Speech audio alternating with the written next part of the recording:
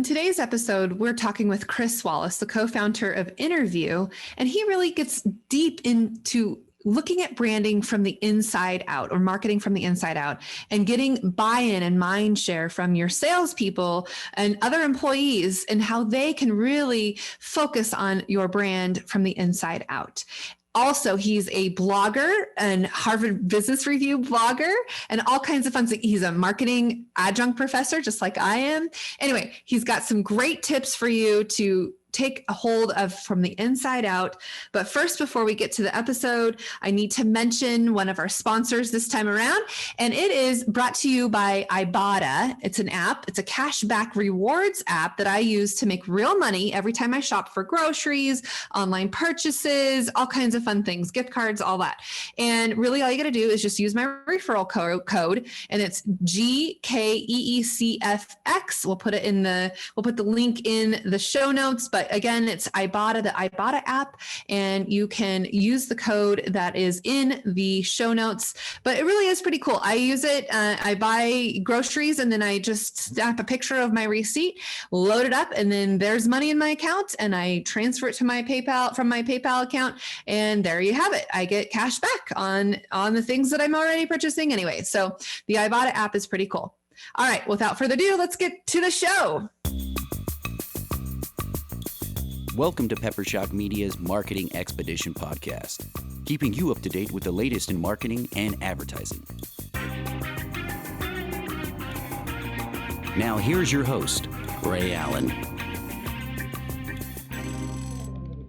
Welcome to the Marketing Expedition podcast. I'm your host, Ray Allen. I'm the founder and CEO of Peppershock Media and the founder of the marketingexpedition.com community. And today we have Chris. He's the co-founder and president of InnerView, a marketing consulting firm that helps companies align their brand and product stories with the customer-facing teams. At InnerView, Chris draws from his nearly 20 years of sales, marketing, and corporate leadership to help companies engage their frontline teams in new ways, producing improved customer experiences and better financial results. Welcome to the show, Chris. Great. Thank you so much for having me. Actually, I should say your full name is Christopher Wallace, but you like to go by Chris, right? Full name is Christopher Wallace. I share a name with many other famous people. I say other as if I'm famous, which I'm not. But I do have a very common name, Christopher Wallace. So very good. And you're calling in from Philadelphia. Is that right? That is correct. Yes. Now, have you lived there your whole life, or is this kind of a path in your journey? This is definitely a part of my journey. I'm from upstate New York originally. I grew up in central New York in a city called Syracuse, and my winding road has taken me through Boston, Washington, D.C., and now the greater Philadelphia area. So mostly all on the East Coast. Have you ever traveled out to West Coast at all? I have. I've certainly traveled out there a number of times, but never had occasion to settle there. So maybe someday. Nice. Well, let's get started and talk about your path on what got you to where you are in your career. Let's maybe go on a journey with you and share a little bit about what you do and how you got there and what you do now. Sure. So in thinking about my career, people say that my career has been in sales. It's not really a career. It's more of a lifelong calling. I think since the days of selling my shoveling services to neighbors to selling Little League raffle tickets with my big brother, it's kind of been a family trade for a number of years since I was little. But really kind of how that connects, the journey, the arc of my career, and how I ended up doing what I'm doing at InnerView is having been in a number of sales and marketing roles over the years. You learn as a frontline salesperson, as they say, someone who carries a bag. You learn kind of what the challenges and the struggles are of those folks. And as our road has taken us down a couple of different paths and turns, we landed in a spot where we started InnerView a little bit over 3 years ago, and really dedicated to making the life of that frontline person who we've been a number of times in our career even easier, and put them in a position to serve their customers more successfully. And when you do that, it's amazing the results you see coming out of that. And so let's just go on a journey with you. If somebody was to hire you to help them, what would happen? What would you do? How would you help them? So an interesting question, because it usually takes a 2-minute discussion for somebody who says, oh, okay, I get it now. Okay. So essentially what we do is the people who represent your brand, and we talk about brand a lot. We're not branding experts. We're more of brand caretakers, is really our brand activators, but we don't build brands. What we do is we help the brand people bring that vision to life, make sure that the story gets executed. The way that we do that is we fundamentally look at things a little bit differently than most organizations do. Most organizations, most companies, brands, they look at it as, okay, we have objectives that we need to hit as an organization. We're going to go tell our people what to do. And our fundamental belief is the average person doesn't like to be told what to do. So instead of telling them what to do, we're going to sell them on the ideas. We're going to treat them like they're an audience to be marketed to, and a group that we need to get. When we say buy-in, people talk about buy-in, but they try to force buy-in. We just sort of cut out that whole force them to do it, and we just acknowledge that adoption really is about buy-in. So let's sell it to them in a way that it gives them the option to say, yes, I truly believe in that. I buy into that. We talk about belief, confidence, and pride. We take the brand story, the brand message, the brand objectives, the brand vision.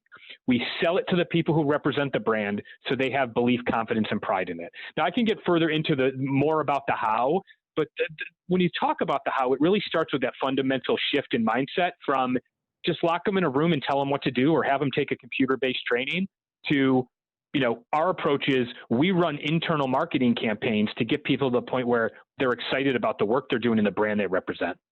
It sounds like we talk a lot about culture too, because culture and branding, right? Branding from the inside out. We do. We talk about inside out a lot, but it's funny. The word culture is tricky, right? The word culture is very tricky. I think it depends on what the initiative is, to be honest with you. We do a number of we always talk about sort of triggers, when does it make sense to work with us? And we look at things like product launches and mergers and acquisitions, where you're taking two brands and you're bringing them together. We talk about things like customer experience initiatives. Some of those are really, grounded in culture, and some of them really are, okay, we've got this new thing, we got a new widget, we want to sell this new widget. In so many cases, organizations, companies launch a new product or a new service, and it just never gets the mind share. So when we do what we do, when we run one of our internal campaigns, it could be as simple as helping them gain mind share and gain attention for something that's important for the organization, all the way up to more customer experience based initiatives where it really does, everything touches culture there, right? Sometimes product doesn't, but customer experience and that type of stuff, it really does have to connect to the culture in a really strong way. So what is maybe some advice that you've given your customers to kind of get them on the path of, where you want them to have buy-in, like you said, and believe and have that mind share, as you mentioned? I've done a little bit of teaching on the side. I love to teach, and I've done some adjunct professor work, and I teach the same way that I operate my business. I ask, I don't tell.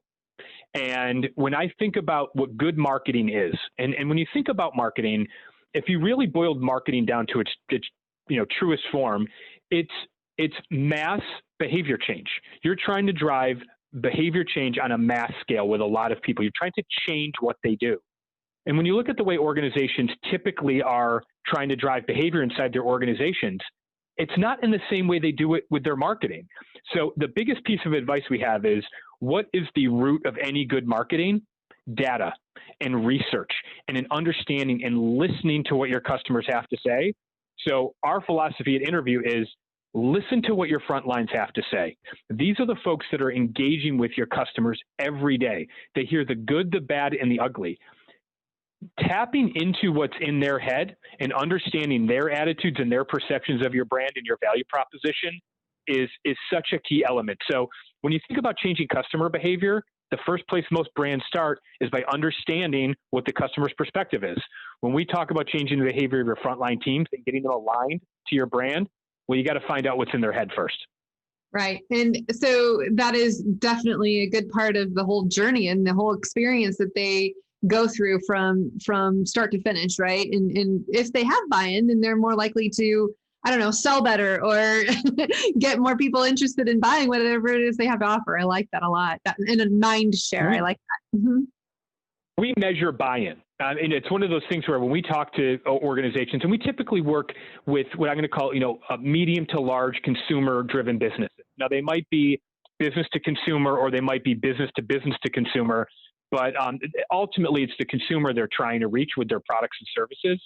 And, when we have conversations with them, we talk about the data and we talk about gathering that frontline feedback. We built a tool called the Brand Transfer Study. And it's actually quite literally named. We measure buy-in. We measure whether or not the essence of your brand, the story that you are delivering, whether or not it is trickling down. And when we ask most organizations, when we say, how confident are you that your brand message is making its way to the frontline teams, it's still intact, it's still in one piece, they laugh and they're like, there's no way. Like, we know it's not. And we ask them, well, how bad is it? How bad do you think it is? And like, well, we have no way of measuring that. Our brand transfer study was designed to measure exactly that. That's pretty amazing to be able to measure. And measure what you treasure, right? And dump what you don't. Exactly right. What are some tools or some resources that our audience could maybe tap into that you use that would be advantageous for somebody to kind of go down this path of thinking about the buy-in or whatever it is that they can maybe use or glean from this? So in terms of it's hard to pinpoint one specific thing. I'll start sort of on the academic side a little bit. I will provide you, Ray. I'll provide you some links to some articles that I think are really really valuable. A couple of them from HBR that have sort of been pieces that we've held on to over the years. It's really pointing to the need. One is by a gentleman named Tom Steenberg. He's at Darden at the University of Virginia. And he talks about the problem, the challenge that organizations have in selling new products. And he talks about this idea that when every time a company introduces a new product, they are fundamentally further and further away from the core that they started their business on. So they're stretching their salespeople further and further outside of their comfort zone. And they wonder why the sales team struggles to adopt. And they employ all the same methodologies. It's incentives, it's training modules, all those types of things, but it's simply not working. So that's a great, the academic stuff is really about mindset. It is, how can you get in the mindset of looking at your people, not as an audience to be told what to do, but an audience to be won over. And there's some really compelling stuff out there. Beyond that, in terms of resources, everybody's got technology tools that work to varying degrees. One of the things I would say is, when you think about resources, be really honest with yourself about whether or not the tools that you have in place. Now, at this point, everybody's got some sort of digital, content management system or stuff like that they're providing their frontline teams. But really look at it and determine whether or not it's adding value and whether it's being used in the right way. Think about it in terms of, would you put this in front of a customer? A friend of ours has a technology company and uses this phrase all the time. He says, is what you have a library or an art gallery? When he talks about content and getting content out to your frontline teams, is it a library or is it an art gallery? And if it's a library, think about a library. A library is a place where you go to wander through and try to discover something, but it's not as easy to find something there. But when you want to have an experience, you go to a curated art gallery. It's stuff that you like, but it's presented to you in a compelling and frankly, a moving and emotional way. That is the bar that organizations should set for themselves, is to engage their people in a curated experience, not just a dump of information. Yes, I can definitely relate to that, to making sure that you have something that people want to go to it and look to and find information for sure. Case studies and just various different things that they can read to understand what it is that they're trying to sell. So I can appreciate that, not just a library. Yes, I love it. There's a difference between informing people and convincing people. Okay. We talk about the difference between knowledge and belief all the time at InnerView. And that's really the thing that makes us different from a training company or, we say in 2020 especially, okay, you need the people who engage your customers to believe in what you do and believe in the value that you offer. And if they just know what it is and they can regurgitate it or regurgitate part of it, which is usually the case, that's only going to take you so far. The customers now demand that they have evangelists on the front lines, that people truly eat, sleep, and breathe the brand that they work for. And to get people to that level takes, frankly, just a lot more effort and investment. Right. It also starts with the people that you hire and hiring the right people for that right mindset, right? Yeah. Absolutely. So, okay, so I want to know a little bit more about you, and I want to learn about what has inspired you or motivated you to do what you do. I mean, honestly, this is easy. I know that that's typically one of the big questions, but this is easy for me. I remember when I first started doing this, just about 10 years ago, almost 10 years ago, and I would go out to call centers or retail stores or at the time working for one large client. And I would go out and do the work that, we're still doing today, only better, I think, but do the same type of work and connecting with people who are out there working with customers and serving customers every day, to see the light bulbs go on and to see them go from this yesterday was something that my manager was forcing down my throat. And today it's something that I truly not understand from a features and benefits perspective, but I'm truly convinced that no, this actually is a good thing, right? When that light bulb goes on and to see people flip that switch, so to speak, it's really fun to see. And a lot of the industries that we work in, once they get it, that means that they're going to sell more of something, and it means they're going to be more successful, right? In a lot of cases, these are hourly employees, and they sell more of a certain line of business. They're going to make more money. They're going to have happier customers. Their job satisfaction is going to go up, and their paycheck goes up. So, in the industries that we work in, typically, those extra couple of dollars in the paycheck matter to these folks. So, it's always been inspiring for us to see the connection with those frontline teams, with those customer-facing folks, and really watching them excel and thrive.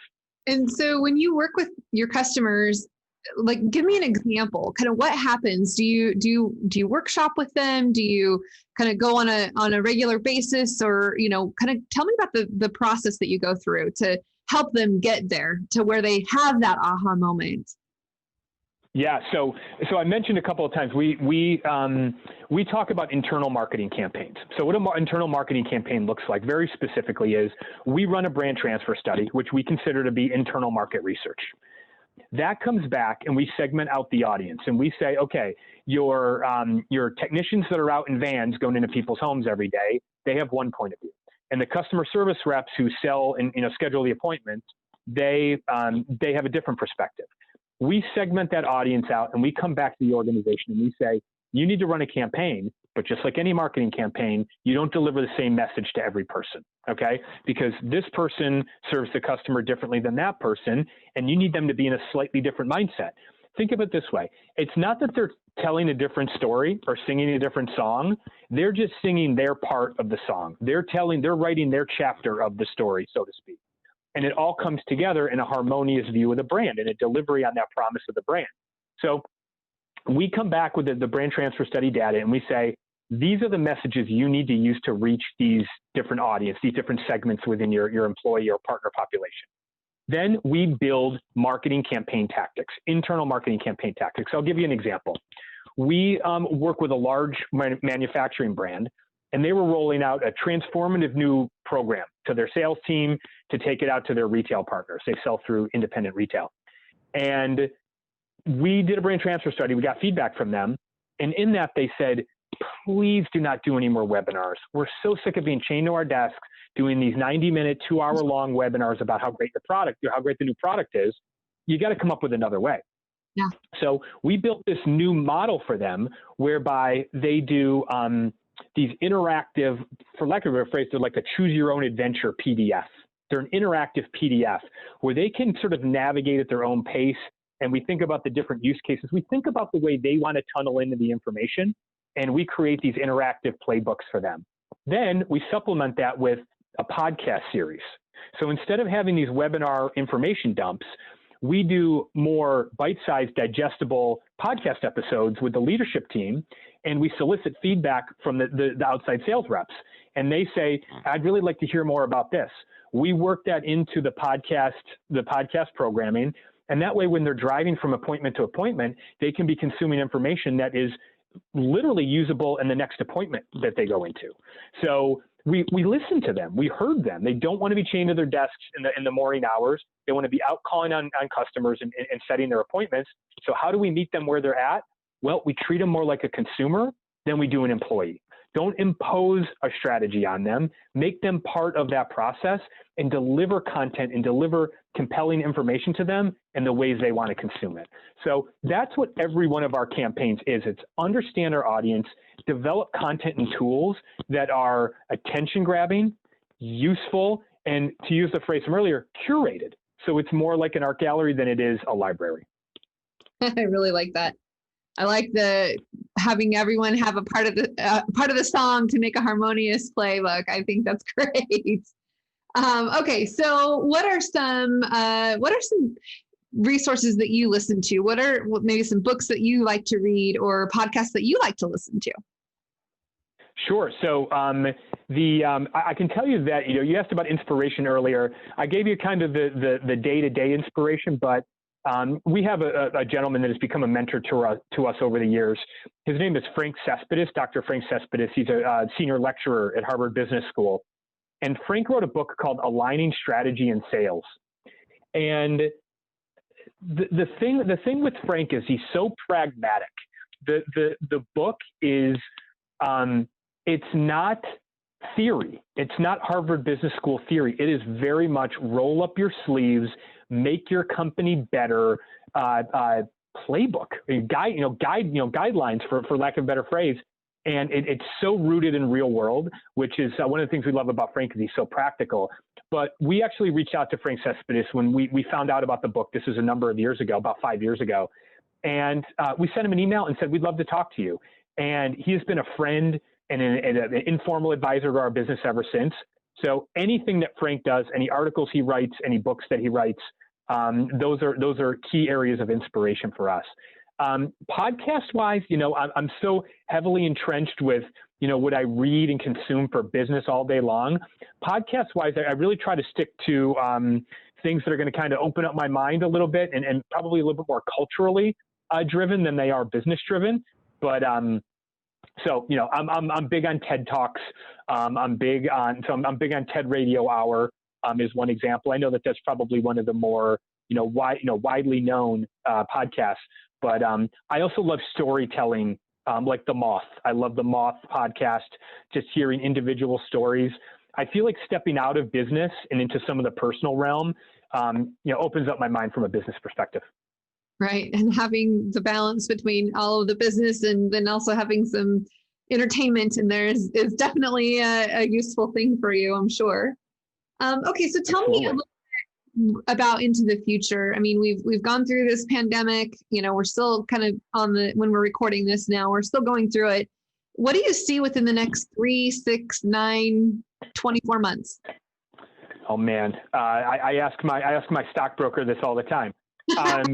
No, so this is what I would say. So I feel like the picture's coming a little bit clearer into focus for us. So everybody can take this with a grain of salt.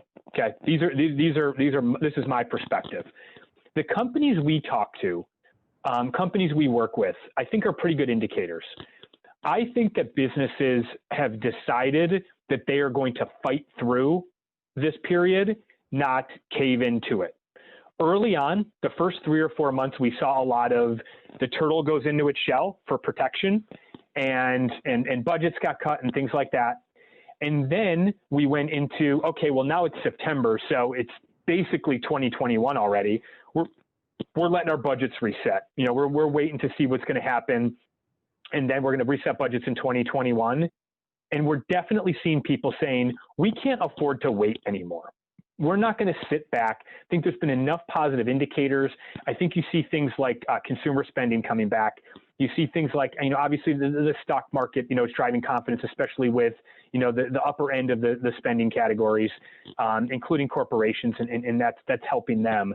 So I think you're seeing a confidence that we're not on the verge of collapse that is going to lead companies to really start to say, okay, we can't afford to wait. We're not going to sit around. Even if it gets rough for a month or 6 weeks or 2 months, we're gonna plow through it. So I think in the short term, in the next 3 to 6 months, I think you're going to see companies say, pandemic, pandemic be damned, for lack of a better phrase.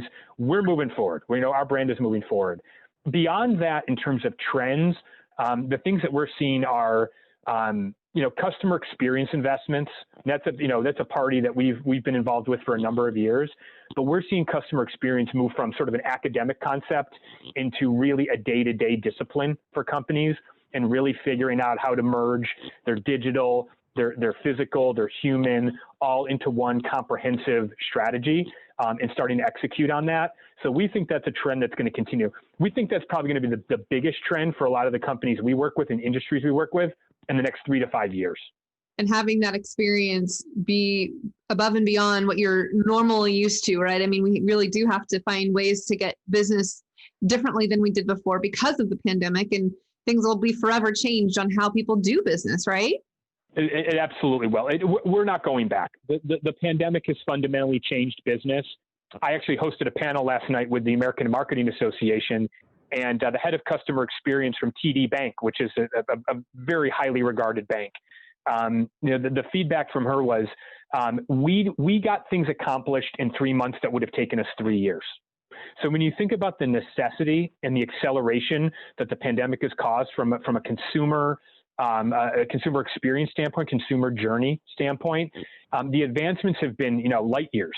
So big brands like TD have set a high bar, and people are going to have to, it's going to be adapt or die. So the pandemic has caused shifts that there's just no way we're going back from. Yeah. And the silver lining is that, now maybe people won't be commuting as much, or they might not, be doing things that they did before. So yeah, I definitely can relate to that and see how the shift will be. And, we say we're kind of tired of Zoom, but then on one hand, I think people in some cases really like it because then they don't have to drive anywhere, don't have to pay for parking, get gas and all that kind of stuff. I've seen a lot of differences in that. And I originally thought that podcasts were going to go down because I always thought that most people listen to podcasts while they're commuting. But case in point, podcasts are significantly, the growth has risen quite a lot during this pandemic. A lot more people are listening to it doing other things aside from just commuting. So I've definitely seen a shift in how those kind of things will play out as well. And of course, digital, everything online as much as possible. I mean, we're not going to be in person as much as before, I think. And so now doubling down on digital, right? I mean, I'm sure that's part of some of the strategies that you're putting in place. It absolutely is. I mean, we are recognizing that we don't want to be a technology company. We're never going to be, but we're happy to be an integrator. Organizations, I can say this very definitively, prior to COVID, when it came to digital, organizations really looked at digital in a silo in terms of, what the digital could do, how it could perform, what the user experience is. But I think they're now realizing that digital is something that has to be considered in the context of not just the online journey, but the physical journey when somebody goes into a store, the human interactions that they have, whether they're through call centers or retail stores or chat even, whatever that might be. But really thinking about digital in the context of other touch points, I think is so critical. And that's a lot of the work that we're doing right now, is figuring out how to help companies make sure that digital doesn't just happen in a vacuum. Mm-hmm, mm-hmm. Right. Absolutely. And there's always new tools and new things to continue to looking at through all the trends that are out there. What are your tools that you like to use in terms of working with your clients? Are you a Zoomer? Are you a GoToMeeting? What do you use? So we are Zoom. We are Zoom and Teams. We have some of our clients are Teams, so we use both. We're on the Microsoft 365 platform, so so we use that. It's going to be a little bit of a shameless plug, but one of the things that we've done, so we believe that digital tools are absolutely necessary. We also think that there's the risk of digital fatigue, right? And people getting overwhelmed with digital messaging. They're on Slack channels, they're on Teams channels, they're constantly on Zoom and other video calls. we developed really a product during this period in conjunction with some of our clients called Dots and Dashes. And Dots and Dashes is, think of it as Stitch Fix or Birchbox or, insert consumer subscription box here, only for corporations. So to reach their employees, to reach their clients in new ways, with all the digital, the digital tsunami of messages that we're all getting hit with. This is a very analog approach to sort of curating a customized, gifting experience, wrapping it around an important company message and getting it out to the people you want to stay connected with, whether that's your clients or your employees. So we've seen a tremendous reaction to that because, frankly, digital is necessary, but man, people get sick of it. Yeah. Oh, yeah. We've done something somewhat, kind of related, maybe not so much, but when we have been on all these Zoom calls and, people are missing their networking or receptions and those types of things. So we partnered with a local brewery and had, beverages delivered and like books from the speakers from the events to, all the trinkets and things that you normally would get when you go to an event. It's all been delivered. And then, of course, we get to enjoy the beverages after we're done on a long day of Zoom, right? For sure. And so Zoom happy. We did a relatively early on in COVID, we hired a band, a national band, a national record, nice, pretty good, pretty popular band. They were on Jimmy Fallon 5 nights before they were on with our audience, and it was an intimate gathering, and it was the lead singer at his fiance's mom's house, and he sat and he played acoustic, all his band's hits, all their radio songs. And he did dedications, he did requests, and the amount of money we invested in that compared to if we did a happy hour, or we did a client appreciation event, dollar for dollar, it was so much more beneficial, and it was intimate, and people got to feel really connected to this celebrity that they otherwise wouldn't get connected to. But for what we spent, it was worth every penny, and it gave people a chance to experience something different. So we're big fans of trying new stuff using digital. Yeah, absolutely. Always something to keep them engaged. Well, you mentioned teaching, and I am doing the same. I'm teaching a marketing class here locally, and just keeping my students engaged and keeping their cameras on. It's like I have to somewhat bribe them so that they don't turn their cameras off, because otherwise I'm just speaking to a black screen with no faces. So same thing with employees, and keeping them engaged and making sure that they're connecting with you, because nonverbal communication is like 80% of the communication, right? So thinking through how do I keep them engaged? Podcasts we don't necessarily see, but still there's just that ability to continue to listen and keep people going. And of course you can always rewind it too, but so are you still teaching now? Are you an adjunct now, or is this something you said in the past? So not currently. I was scheduled to be an adjunct marketing, do an adjunct marketing class this fall. But when they flipped to all virtual for the school, they ended up having their full-time professors take those classes because it was going to be too much of a challenge for new adjuncts to do it. So I've taught leadership at the MBA level, and this was going to be an MBA level marketing class. So I love to teach. I think it'll be a bigger part of my future going forward. But I love it. It's a great outlet for me.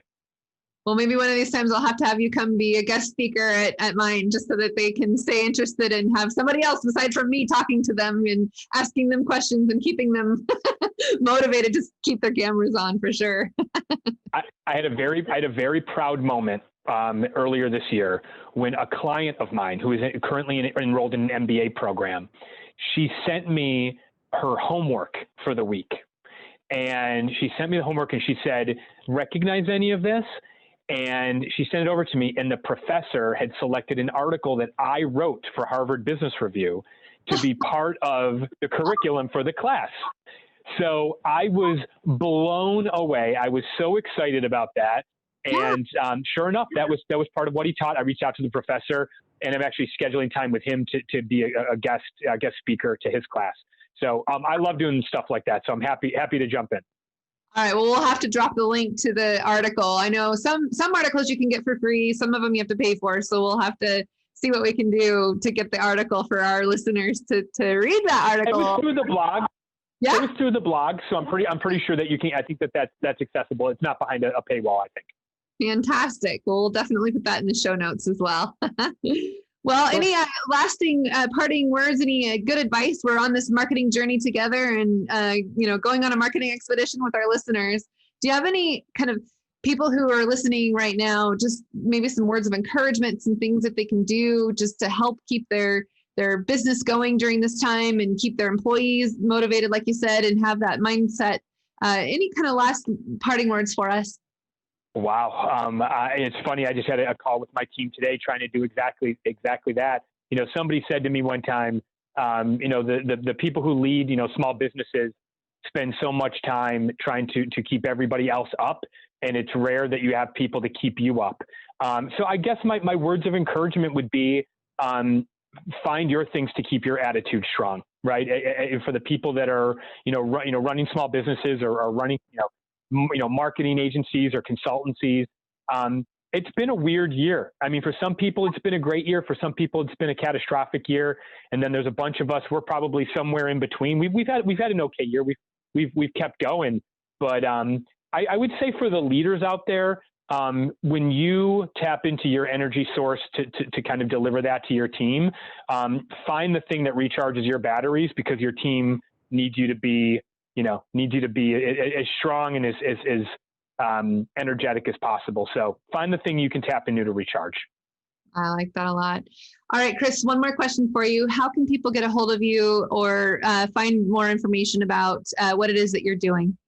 Sure. So we mentioned at the top of the show that I do not have an uncommon name. So I am on LinkedIn, but there are a lot of Chris Wallaces on LinkedIn. So look for Chris Wallace in Philadelphia. I'm in the Philadelphia area. And you'll see the little logo for InnerView Group, and it's INNERVIEW, and the website is simply InnerviewGroup.com.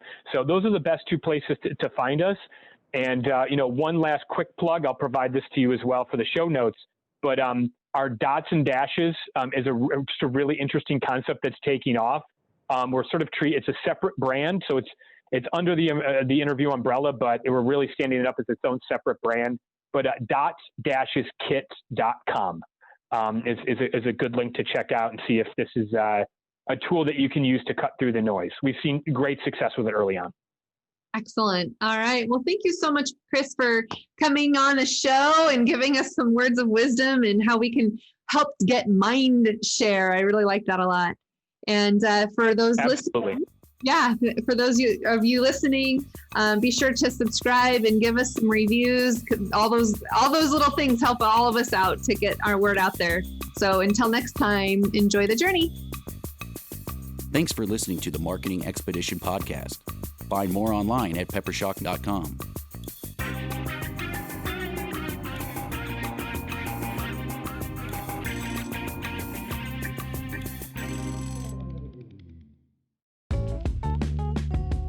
Wouldn't it be great if there was one place you can go to get all the latest information and tips about marketing and advertising? The Marketing Expedition community is that place. People like you gather in our online community to build relationships with others and find the latest marketing trends, tactics, tools, and technology. We help you build your brand and your bottom line. Start your adventure today. Visit themarketingexpedition.com to find out more.